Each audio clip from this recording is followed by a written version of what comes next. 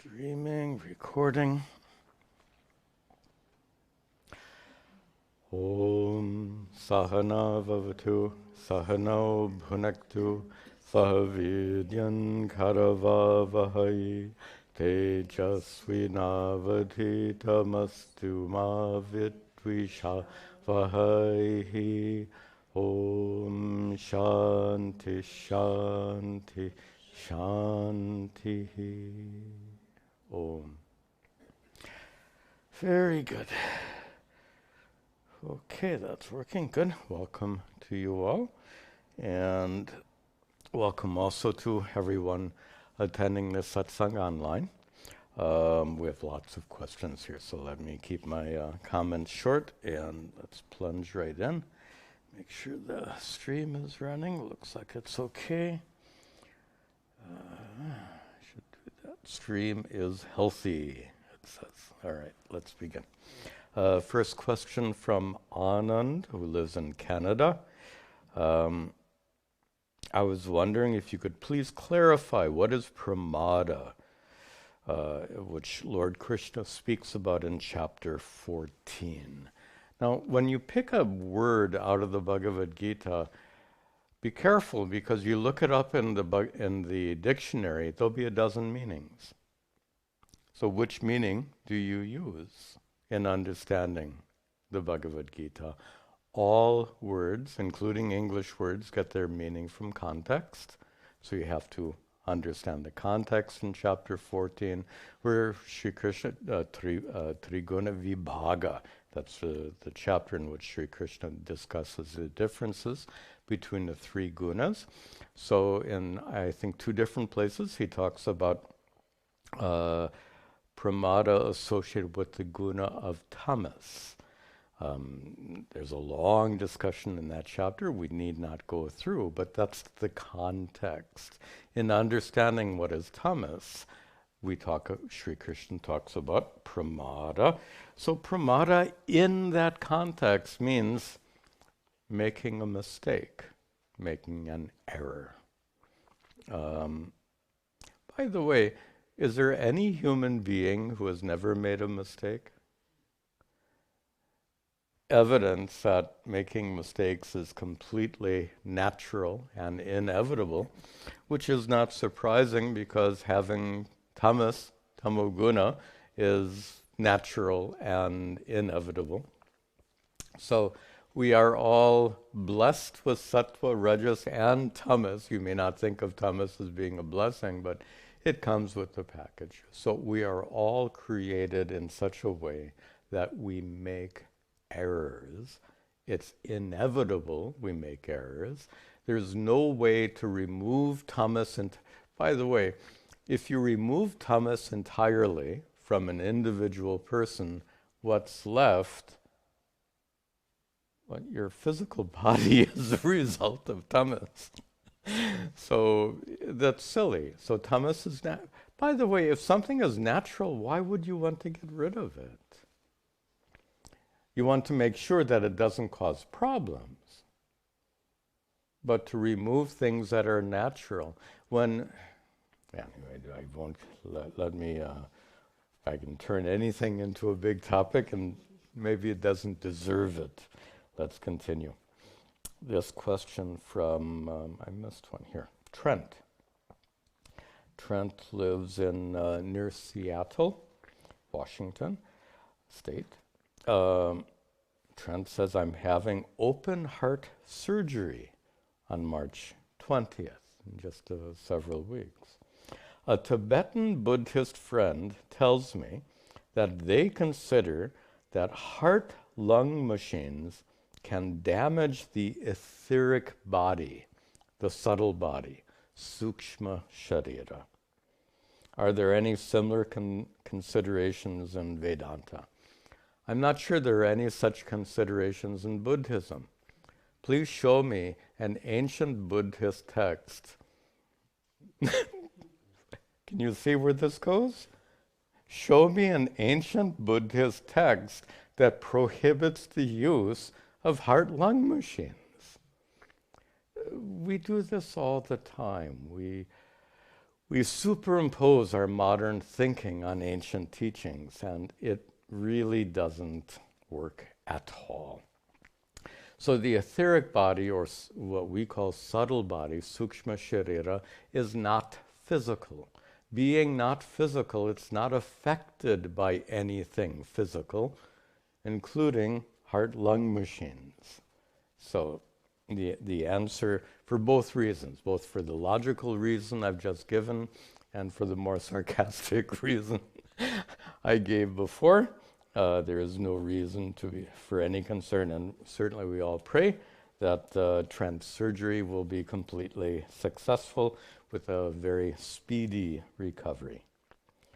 Next question from Maya, who lives in Singapore. She has an interesting question about karma yoga. In our last class, last satsang last week, we had a fairly long discussion about karma yoga, and a follow-up question where I mentioned that karma yoga is not what you do, but rather the attitude with which you do something. So karma yoga has nothing to do with the action. It has everything to do with the attitude with which you perform an action. And you mentioned dedicating your housework to God. Actually, that was that word dedication was a problem. Remember? We had a long discussion. When you say, oh, I dedicate this to you. Oh God, I dedicate this to you. What in the world does that mean? And most of the time, that's an empty, what is the term they use, platitude. It's a meaningless platitude. I dedicate it to you. Suppose I say, I'm going to teach karma yoga now, and I dedicate it to you. What does that mean? Or you're writing a book. Book will have a dedication in the front. What does that mean? It's a nice statement. So and this is important to answer Maya's question, and that is, last week we discussed that instead of dedication, which is not really what Sri Krishna teaches in the Bhagavad Gita as karma yoga, but rather it's the understanding that you have a relationship with Ishvara while you are engaged in that action. You are, first of all, you are performing that action according to dharma, which means according to Ishvara's cosmic worldview. But more than that, and much more than that, you are performing that action knowing that the results of the action are not in your hands. You're performing the action with full knowledge that you receive the results of your action from Ishvara, from Ishvara's hands, so to speak. That's crucial. Notice that's a matter of understanding. Dedication means what? I don't know. But this understanding of Ishvara as karma pala data, as the giver of the fruits of your deeds. Now, with that in mind, Maya goes on to say, I'm trying to reconcile the fact that karma yoga is generally understood to earn merits and to reduce papa, religious demerits, and to annihilate the ego. Karma yoga is generally understood as accumulating good karma, exhausting bad karma, and annihilating your ego. That's not at all what Sri Krishna teaches in the Bhagavad Gita. In fact, he says you should act ignoring this punya and papa. If you're acting for the sake of accumulating good karma and getting rid of bad karma, which is what Maya says here, if you're acting in that way, how different is that from acting in such a way that you accumulate wealth and try to lose as little as possible? It's a very worldly orientation. to act specifically to accumulate punya karma and to exhaust papa karma. That's absolutely not. In fact, that's the opposite of what Sri Krishna teaches in the Bhagavad Gita. And so to reduce papa and to annihilate ego, this is not at all. It just is not what Sri Krishna teaches about karma yoga in the Bhagavad Gita. It sounds like there might have been some teacher that Maya heard who used this particular language in explaining what is karma yoga and how karma yoga works. That's likely. Many teachers have many ideas and many interpretations. But those ideas and interpretations are not necessarily based on the Bhagavad Gita. And if you want to understand what is karma yoga, what would be a better source of guidance than the Bhagavad Gita? So, just a word of caution. I think it's good in general to listen to many, many teachers, but be ready for the fact that whatever a teacher presents to you may or may not have a solid foundation in the teachings of Hinduism in general and Bhagavad Gita in particular. Okay. Next question from Arun, who lives in Bangalore. Stated before that death brings an end to all experiences. A temporary end, if you believe that you get reborn. While you are dead, you experience nothing, is what I've said before. We know death as a loss of the gross body, the sthula sharira, but the sukshma sharira that we just referred to, the subtle body, goes on living, unchanged. But then the question he says is, if the sukshma sharira remains, will you not have an experience like dreams? Notice in a dream, you experience a dream world even though your physical body is absent from your experience. Your subtle body is most certainly present in your experience, and that's why we dream. So wouldn't it be reasonable to assume that after death, since the subtle body continues to exist, that you would be able to dream? There are two ways of answering this. One is from a fairly purely logical perspective, and the other is from a more scriptural perspective. From a purely logical perspective, we don't know and we can't know. There's a difference between those two, by the way. We don't know is obvious, but we cannot know. There's no way of investigating this. In order to investigate this, you have to be dead and then not dead, and then report on your experience when you were dead. And please don't get me started on this. What is it? They call this out of body experiences and near-death experience. Don't go there, because we've had this discussion before. What you experience is not by definition real or true. I guess we have to say this right now. In modern times, we have come to make a very common error in assuming what you experience is real. One of the very first statements of Vedanta is what you experience is not real. That's where we start.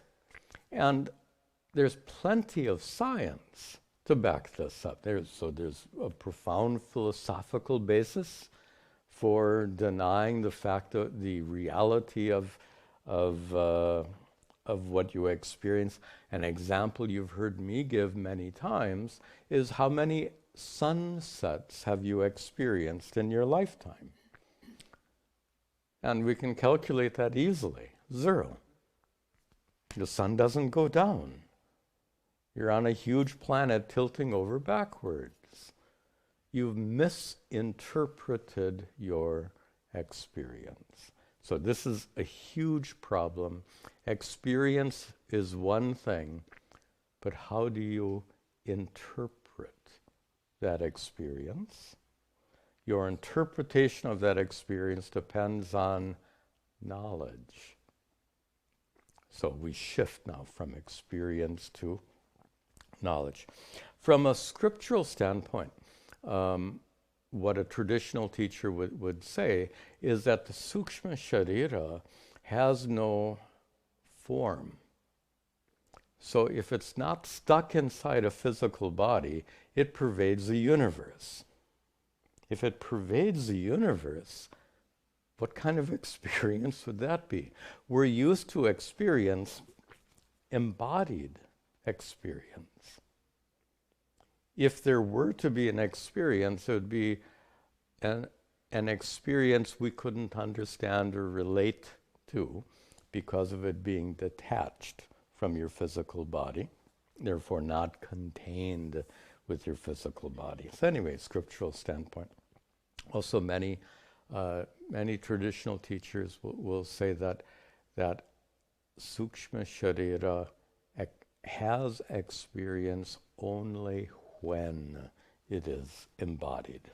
And there may or may not be scriptural backup for that. I'd have to look into that. Okay, let's take another question here. This question is from Padma, who lives in Hyderabad.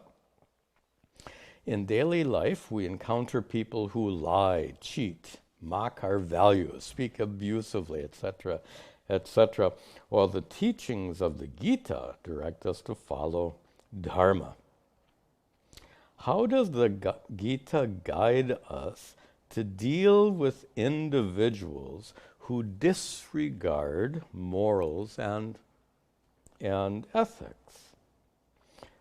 Patience and empathy towards such people might be misread as approval or weakness. Okay, two things here.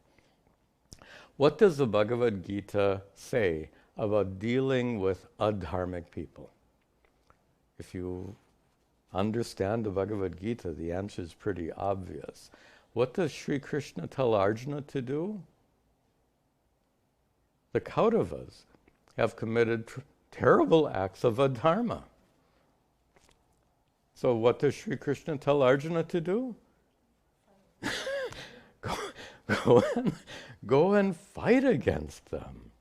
So to fight, of course, in that particular situation, actual fighting was warranted by the situation.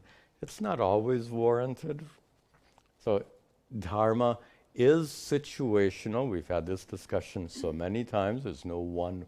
The basic rule of dharma is ahimsa, meaning do whatever causes the least harm in that particular situation. There are plenty of situations that, let's just make somebody's being obnoxious to you. So what should your response be? If your response is to say, do you know what? You're not following dharma. you're being obnoxious. Is that response the response that leads to the least harm in that particular situation? So this is what I mean by dharma being situational. But something interesting she goes on to say, patience and empathy towards people can be misread as approval or weakness. Let's apply it to this situation. So somebody has just, in American English, for those of you who don't know, to badmouth someone means to speak badly about such a person. So suppose a person is the other American slang is to diss you, to disrespect you. So suppose that person is disrespecting you, and then you think, should I respond? Now, I've already said that if you respond in an aggressive way, you're going to make the situation worse, and that's probably not following dharma. But then you might, apparently Padma is thinking here, but if I don't do something, that person will judge me as being weak. And that person will judge me as approving their actions.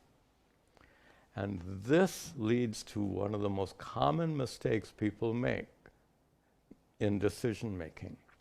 And that is, if your decision is based on what the other person thinks, that's not the basis for making a decision.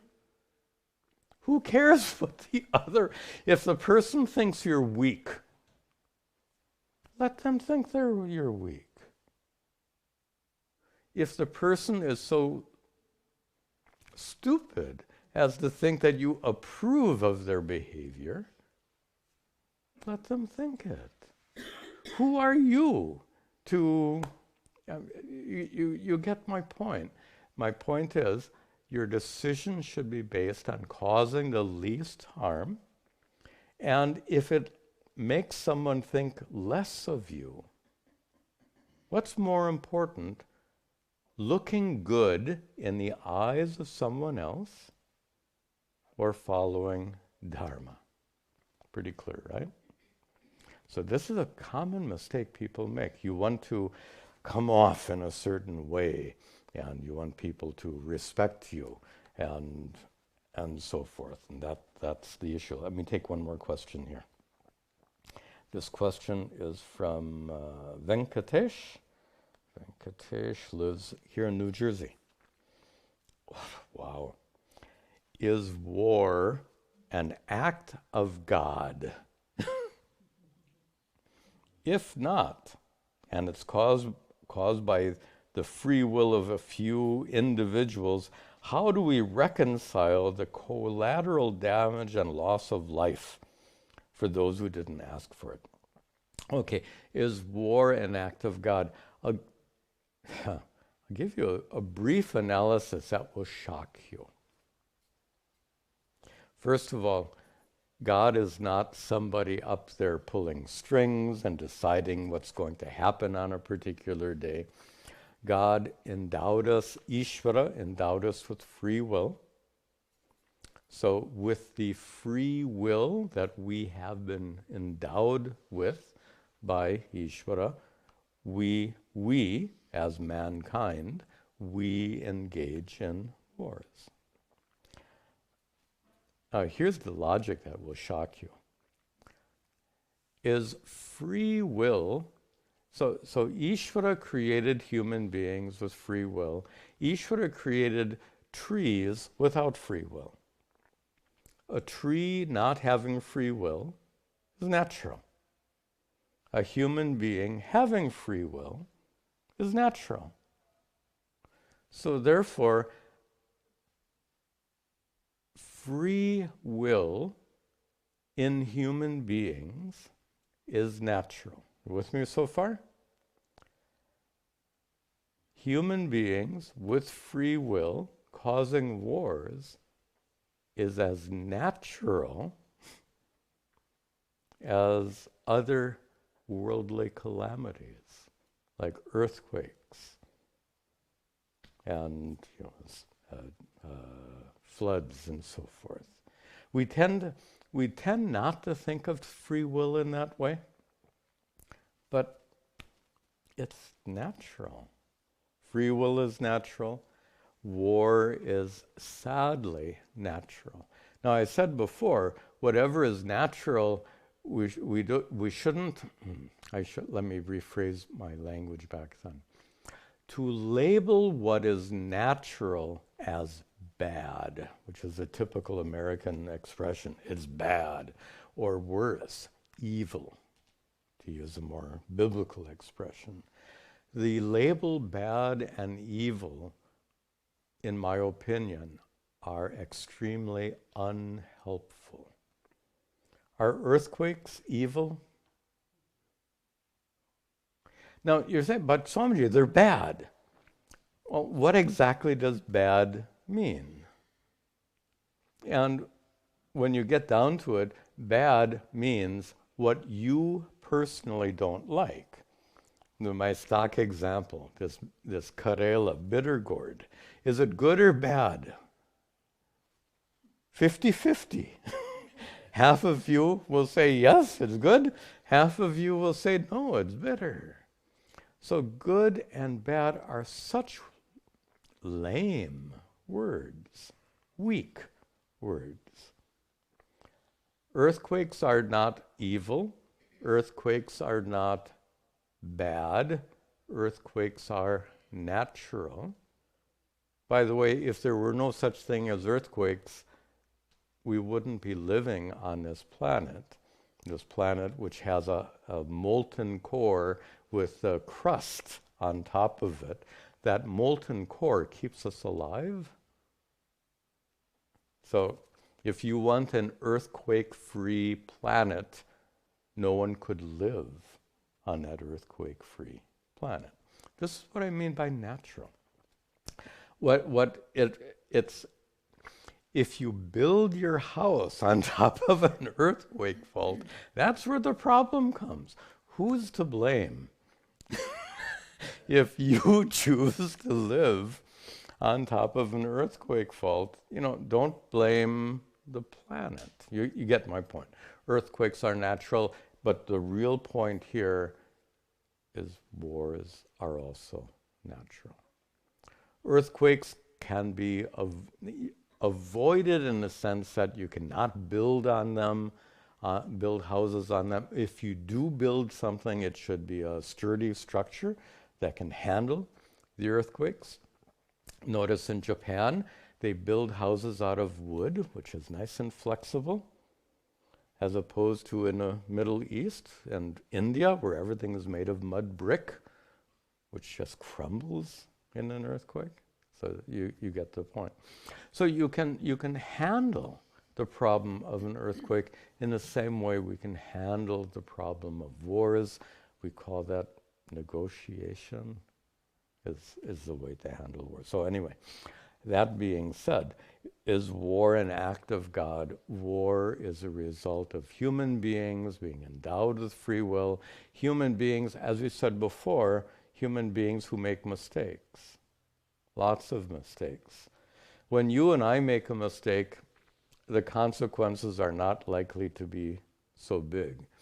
But when the President of the United States or the President, the Prime Minister of Israel, or whoever it is, the Prime Minister of Russia, when they make mistakes, the consequences are far worse. You get the point.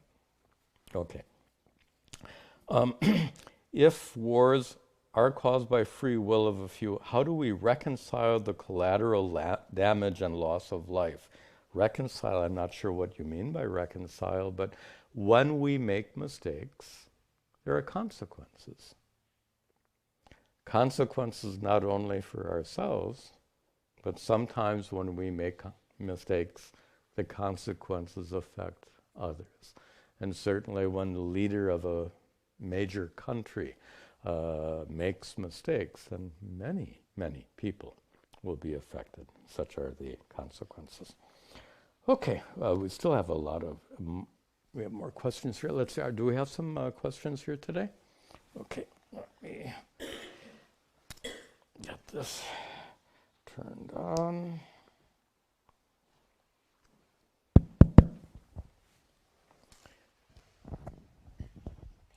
Okay, please. So coming back to the Bhagavad Gita again, the topic of dharma. So when Sri Krishna tells Arjuna to fight, being Arjuna a warrior, so it was his swadharma to fight.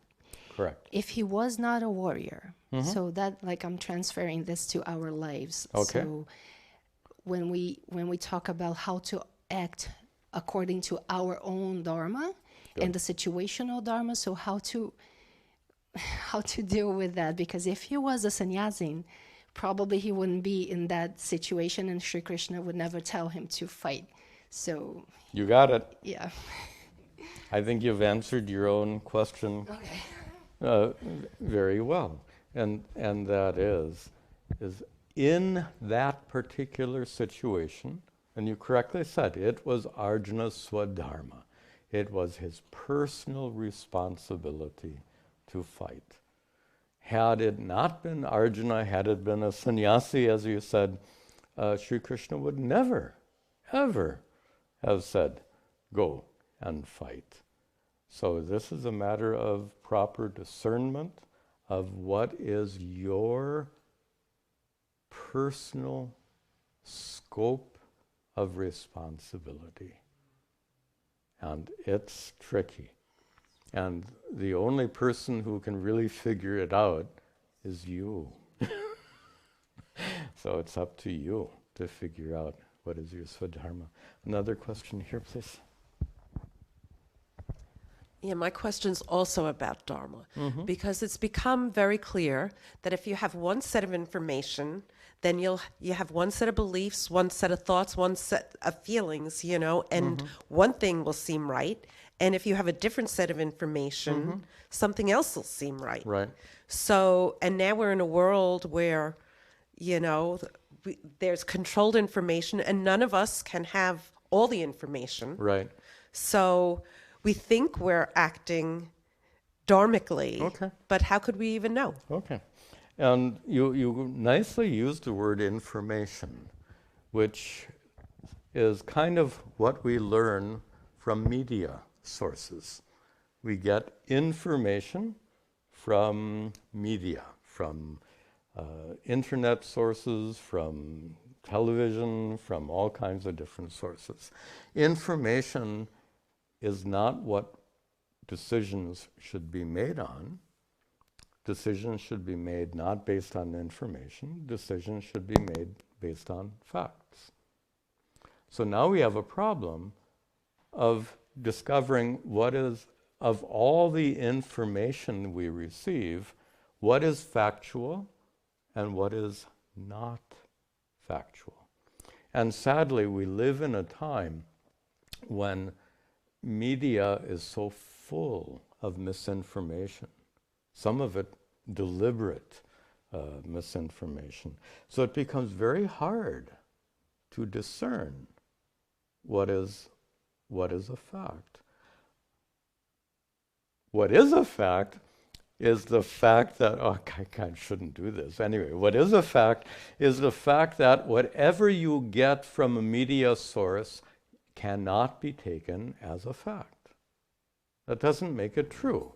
The fact, if somebody is there telling you, if you see it in print, and regardless of the source, just because you see it in print or you hear it from some respected figure doesn't make it true. So the difficulty is discerning what is true in a worldly sense. But it seems like You'll need the microphone to follow up. I don't know, I kind of came to the conclusion that the only thing we can know for sure is what it's like to have the human experience. And then I figure, okay, so that our job is to figure out, are we dehumanizing another person or another group? There's a little problem with taking that perspective, and that is we have to function in the world. And the world has lots of situations, and the situations are complicated. And if we just say, I'll never understand a situation, so I'm not even going to try, maybe that's not the best approach. I mean, I said it's hard. But what you've just suggested is let's give up and just focus on human beings, which sounds very humanistic, but maybe it's not realistic. And realistic means we live in a horribly complicated world. It's difficult to discern what is true, and we are overwhelmed by information and misinformation. But in my, you don't have to agree with me, but in my opinion, to fail to make an effort to try to understand what is true, in my opinion, is a mistake. We have a personal responsibility, I feel, to try our best. I'm not saying it's easy, to try our best to wade through this mess of information and try to discern what is the truth behind all of these words. We can only do our best, but I feel we should try and not give up. Okay? Thank you. Okay, let's take some more questions here. This question from Patrick. Patrick lives in Kentucky. Patrick asks, how to contend with one's intellect and analytical mind when it tries to interfere with spiritual growth? And he goes on for a while, so I'll just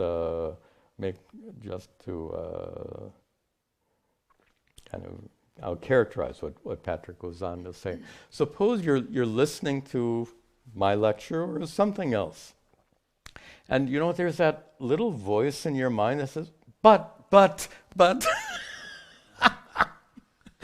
So how to deal with that voice that says, but. Deal with it. Absolutely deal with it. Don't ignore it. Ever. Don't ever ignore it. And this is what distinguishes Advaita Vedanta from a lot of, especially spiritual traditions, yes, but especially religious traditions, which are more faith-based, more belief-based. There are plenty of religious traditions that actually look at doubt as an enemy.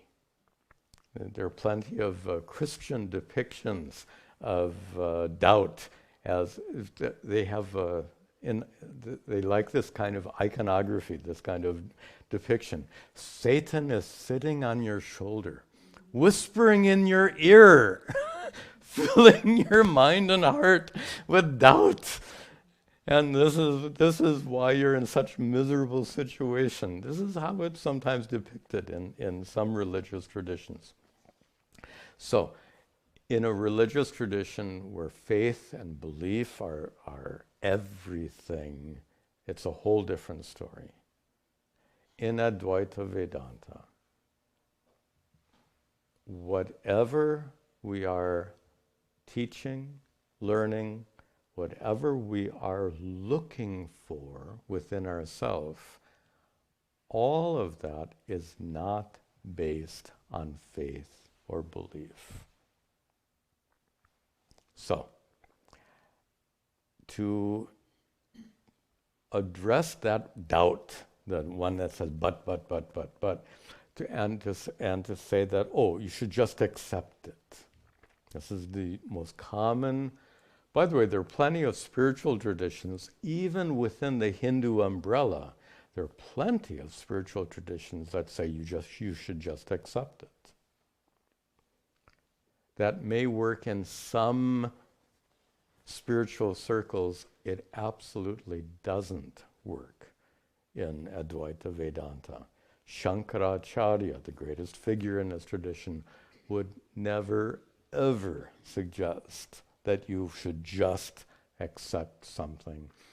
Everything can be understood, everything can be explained. Make an effort to understand. So, when that doubt arises, it arises because something you have heard doesn't fit. This is actually more complicated than I thought. I'm not sure if we want to make this into such a big deal, but let's look at this a little bit. So you have understood something about Vedanta. That's crammed inside your head. Then something new comes, and it doesn't fit with what you already have. It's like, what do they say, the round peg in a square hole kind of thing. It doesn't fit. So there are two possibilities. One is that what you've just heard is wrong. Actually, there are many possibilities. One is what you've just heard is wrong. Another is what you heard before was wrong. And then the third and fourth is that you misinterpreted what you just heard, or you misinterpreted what you heard before. Now we got 4 different possibilities to explain why it doesn't fit. So it's not surprising that you will have that doubt, that but. Fine, deal with it. By the way, what are we doing right now? This satsang is questions and answers are fundamental to this Vedantic teaching tradition. If you have questions, if you have doubts, they must be pursued. They can't be ignored. They can't be glossed over. We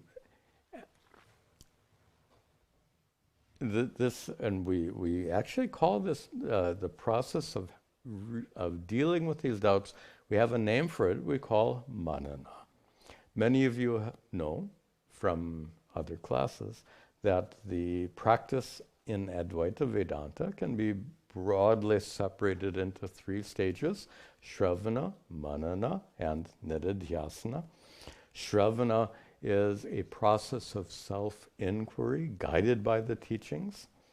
Nididhyasana is a process of assimilation. By the way, this is the order. First comes Shravana, last comes Nididhyasana, process of assimilation. We won't discuss that now. In the middle, Manana, removing doubts. And it's so important that it's one of the 3 main practices in Advaita Vedanta. So that's how significant it is. That being said, let me just add one bit here. When you have a doubt, actually, let me put it in more personal terms, because I used to struggle with this a lot.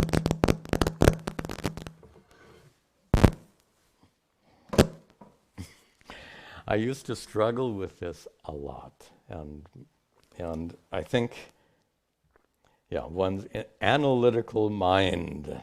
I think if you have a highly analytical mind, this tends to be more of a problem. Some people have it to a lesser extent. Some people have it to a larger extent. I had more than enough of this. And fortunately, I had access to my guru, and I would, in satsangs like this, always asking him question after question after question. Of course, he's patient enough, and there was no problem with that at all. One thing I eventually came to understand is this: whatever doubt I had, there was an answer out there. So let me try to make this more clear. There are 2 kinds of doubts. One is to have a doubt, oh no, does it mean this whole teaching of Advaita Vedanta is all a bunch of BS, to use the American expression? That's one kind of doubt. Then how about the other kind of doubt, which is, okay, I don't understand it. There is an answer to my question, if I pursue it. So the first kind of doubt we can get rid of. And the first kind of doubt where you actually doubt the cohesiveness and meaningfulness of the entire teaching tradition, that doubt can absolutely be removed when, put it like this, after actually this is my experience as a student, after 1,000 questions were answered, do you think the very next question would be unanswerable? Is that reasonable? It's not reasonable. So that was my experience. I eventually came, not belief, I would call it trust. Even trust, maybe a sense of, maybe it is trust, where you just, and trust doesn't mean I didn't try to answer those questions. I went after answering an answer for every one of the questions, but I no longer felt threatened. I never felt, after a while, I knew that there was no inherent weakness or flaw in this teaching tradition. Anyway, that'll lead me into a long anecdote. Let me not go there. All right, question from Dimitra, who lives in Greece. I am currently studying Mandukya Karika by Gaudapada, listening to your lectures, a very sophisticated text.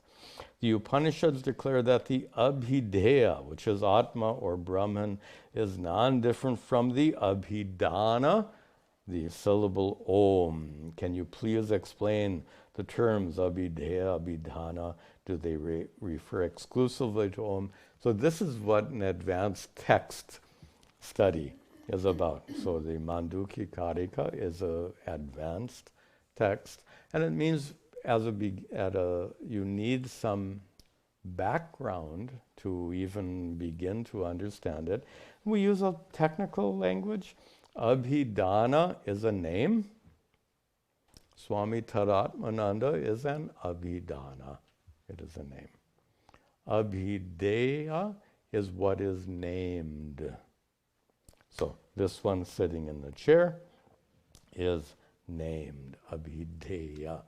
And in the context of the Mandukya, you may have studied the Upanishad itself, which is very short, just 13 verses, where it talks about Om. In fact, that's one of the main texts that does an analysis of the syllable Om.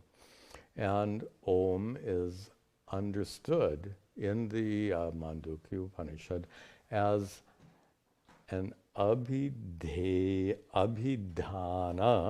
a name for Brahman, which is the abhideya. You know, it could be this one. I'll take this back. Just keep it away from things. Okay.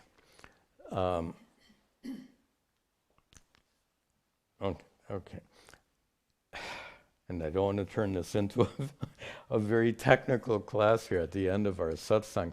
But there's something tricky here, because oddly, the commentary on the Mandukya Upanishad, on Shankara's commentary on Gaudapada's Karika, gets into, I'm not even going to say what is Gaudapada's Karika anyway. This is not the time and place for a lot of scholarship.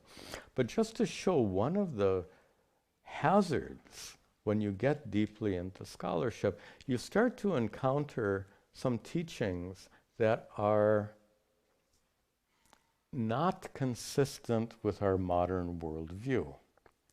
For example, Shankara, in his commentary on Gaudapada's Karika, which is a commentary on the Mandukya Upanishad, Shankara's point, and I think Gaudapada also makes it, is that there's no difference between the name and the named. And this is what Dimitra is referring to here. No difference between the name and the named. Now, is that true? There's no difference between the name Swami Tadatmananda and the fellow sitting in this chair. So from our modern perspective, we'd say, no, there's a name and there's the object. Well, if you get into ancient Hindu linguistics, you will find one of several theories that say that in the Sanskrit language, unique to the Sanskrit language, that the words in Sanskrit are not arbitrary representations of the thing, but rather the Sanskrit words are actually a natural expression or manifestation of the thing, which let me. No, I'm looking. Here, I'm just looking. I need a object. So actually, I need something I can know in Sanskrit. I don't know what cap is in the Sanskrit. Anyway, let's try this one. Anguli is a finger. Okay, anguli is. So in English, finger is our word for this, and you say, why do we call it finger? We just all agree that we're going to call this finger. Of course, a linguist would say, oh, finger comes from the Old English this, which comes from the Latin this, which comes from this, and et cetera, et cetera. So that's fine, but finally speaking, we just agree. Let's call this finger. If we all wanted to call it grackle, if we all agree that this is a grackle, that's fine, which means in English, the relationship between an object and its name is arbitrary. There is an ancient linguistic theory that says that's not true for Sanskrit words.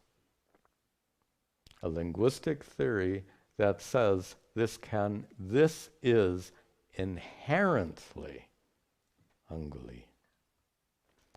Now, this is an ancient linguistic theory that if you don't understand it, you won't understand this commentary. So when you go, and my point is, and I think this, first of all, this answers Demetra's question. So in ancient linguistic theory, there's no difference. In our modern concept of linguistics, of course there's a difference, but if you're studying an ancient text, you have to look at things as they did.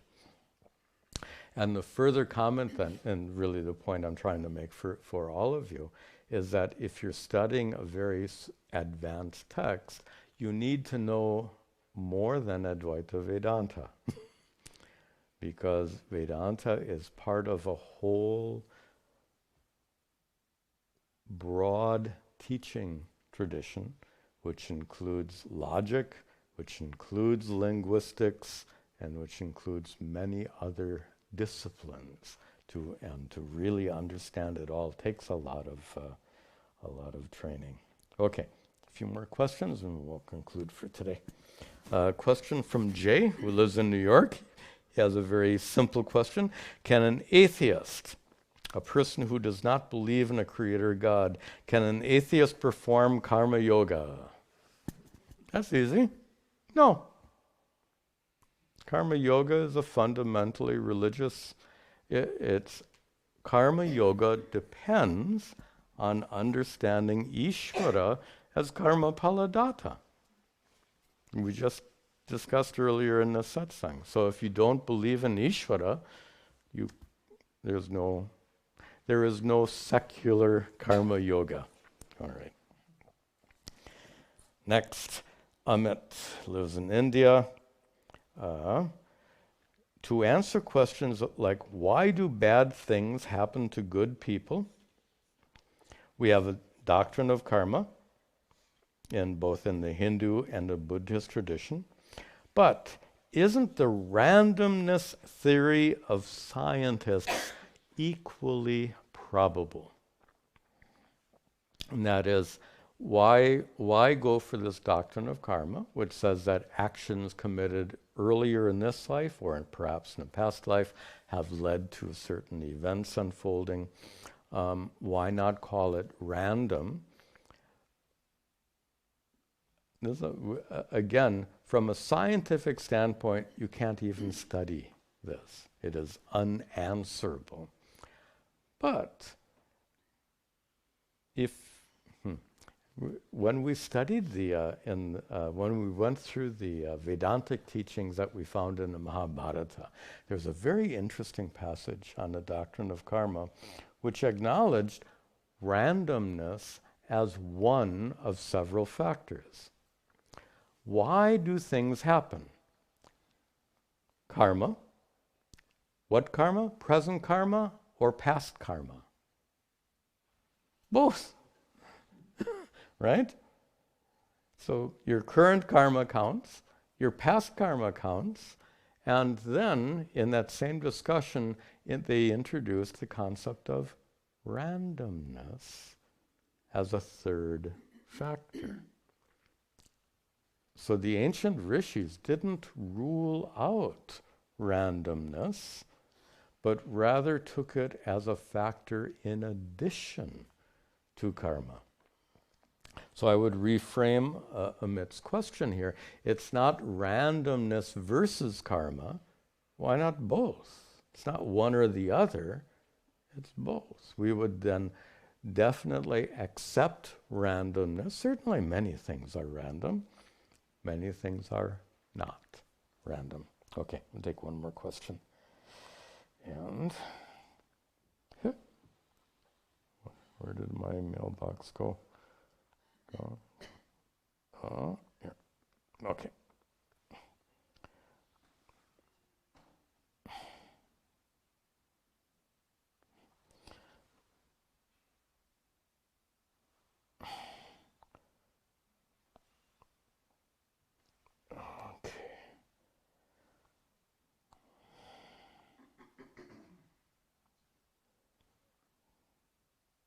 Okay, this is good for last question.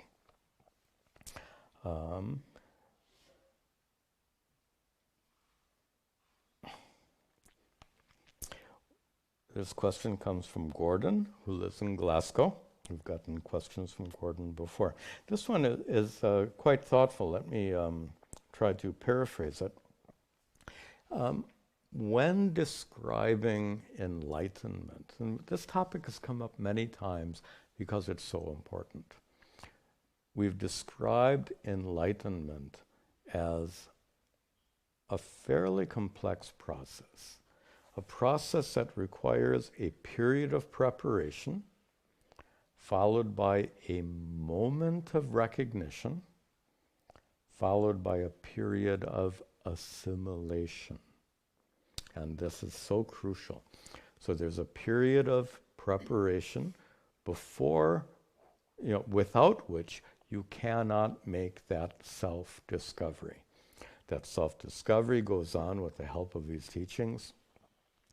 You use these teachings to guide your personal practice of Atma Vichara, self-inquiry, and through that practice of Atma Vichara, self-inquiry, guided by these teachings, you have an opportunity to recognize, yes, I am pure consciousness, utterly independent of the body and mind, just to put it in very simple terms. That recognition would be impossible for one who has not gone through a process of preparation. But then having made that recognition, our minds are so habitual in nature that that moment of recognition isn't enough to change the way your mind works. To assimilate these teachings is another process, and that takes time. So there's a process of preparation, which in Sanskrit terms, gaining adhikaritvam, gaining preparation. Then there is shravana, supporting the practice of Atma Vichara, leading to the recognition. And then there's a process that follows, manana and nididhyasana, removing doubts, and assimilation. Now, Gordon's question is about that moment of recognition. No doubt, many seekers like me are unclear as to whether or not they have had that moment of recognition.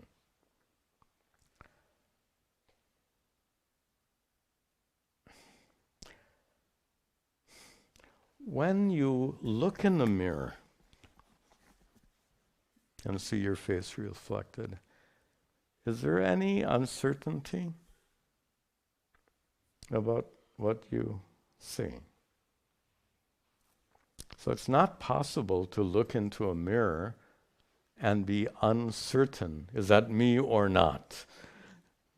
Doesn't work. This moment of recognition is like that. It comes with that certainty. This is me. What Advaita Vedanta says, that I am Satchidananda Atma, I am not the body and mind, this is me. That recognition comes with the same certitude, if I can use that fancy word. It comes with the same certitude as seeing your image in a mirror. So, if you're not sure, it sounds like it hasn't happened yet. So it could be that the preparation isn't complete. When that moment of recognition takes place, and by the way, it's not one moment. You get it once, then you see it again.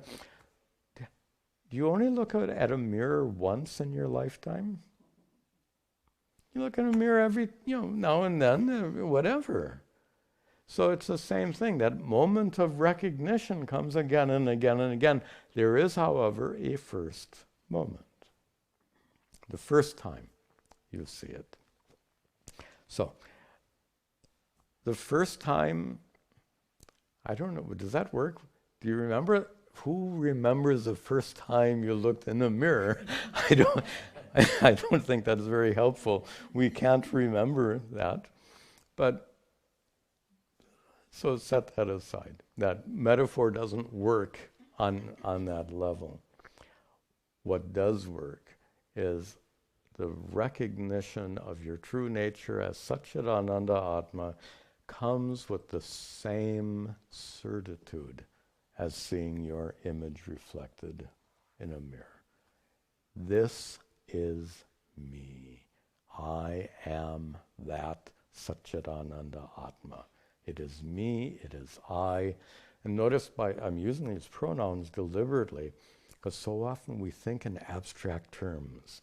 The Atma. Atma is not a this or a thee or an it. Ultimately, Atma is me. When you recognize pure consciousness as yourself, that's that moment of recognition. Okay, I think this will be a good place to conclude for today. Om Sarve Bhavantu Sukhinaha Sarve Santu Niramaya Sarve Bhadrani Pashyantu Ma Kaschad Dukkha Bhag Bhavet Asato Ma Sadgamaya Tamaso Ma Jyotirgamaya Mrityor Ma Amritangamaya Om Shanti Shanti Shanti Om Tat Sat.